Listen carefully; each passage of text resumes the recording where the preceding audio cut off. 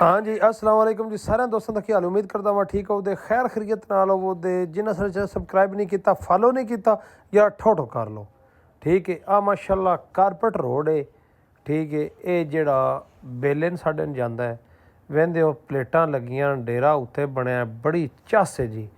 तो जिन्हें सारे चैनल सबसक्राइब नहीं किया, फॉलो नहीं किया, कर लो। तो असी कराने लगे अज स्प्रे। आ रजाक साहब ने, ठीक है, इन्हें 10 नंबर वर्दी पाई है। आ LCM, आ पता नहीं की है दवाई का ना है। ठीक है। तो ये बरू वास्ते भी स्पैशल। तो आ साड़ी पुरानी LCM है जी, अगे असी करते हाँ।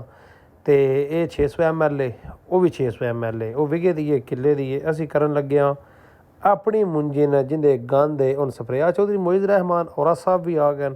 ये अजकल वाहिद उत्ते जेरे ना सारा इन्हों का काम शाम है। ठीक है। माशाल्लाह वेंदे हो LCM ते स्प्रे असी अज इंशाल्लाह अपनी मुंजी जरूर पर जरूर करानी है, क्योंकि हुण करावांगे तो तां ही जिहड़ा ना कोई फर्क महसूस होवेगा, तां बरू मरेगा। उस तो बाद हुण असी ज़रा चले हाँ पिंड आए हाँ। आ वेंदे बोतल लई है 7 अप त्रे बड़ी लगी है रज के। मैं आख्या यार एक बोतल पीवीए, बोतल पीण तो पिछे तां कुछ होर हो सकता है। आ दुकान है माल सेठ दी।